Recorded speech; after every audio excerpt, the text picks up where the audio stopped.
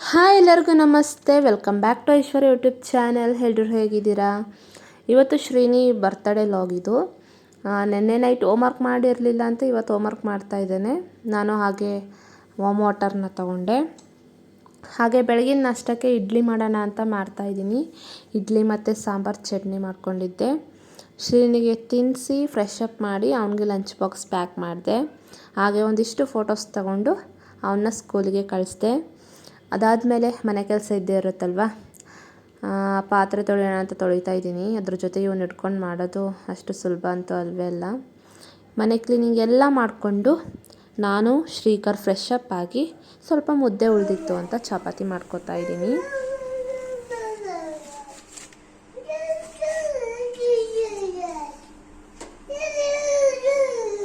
ಯಾವ ಸಾಂಗು ಅದು?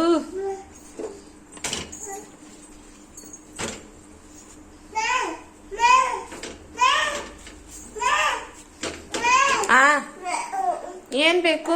ಮ್ಯಾಟ್ ತಗೊಂಡು ಹೋಗು. ಸುಸ್ಸು ಮಾಡಿದೆಯಲ್ಲ, ಮ್ಯಾಟ್ ತಂದು ಒಂದು ಹಾಕು. ಮ್ಯಾಟ್ ತಗೊಂಡು ಬಾ. ನಿಧಾನ, ಮೆಲ್ಲ ತಗೊಂಡು ಬನ್ನಿ ಮ್ಯಾಟ್ನ. ಮ್ಯಾಟ್ ತಗೊಂಡು ಬಾರೋ. ಹಾಕು. ಎಲ್ಲಿ ಸುಸ್ಸು ಮಾಡಿದೀಯಾ? ಓಹೋ, ನಿಧಾನ. ಗುಡ್ ಬಾಯ್. ಏನ್ ಬೇಕಮ್ಮ? ಚಪಾತಿ ಬೇಕಾ? ಕೊಟ್ಟೆ ಇರು. ಬೇಯಿಸ್ತಾ ಇದ್ದೀನಿ ತಾನೆ, ಇರು ಒಂದು ನಿಮಿಷ ಕೊಡ್ತೀನಿ. ಚಪಾತಿ ಬೇಯಿಸಿ ಕೊಡ್ತೀನಿ ಇರು. ಏನಮ್ಮ ಚಪಾತಿ ಬೇಕಾ? ಇರು ಬೇಯಿಸ್ತೀನಿ.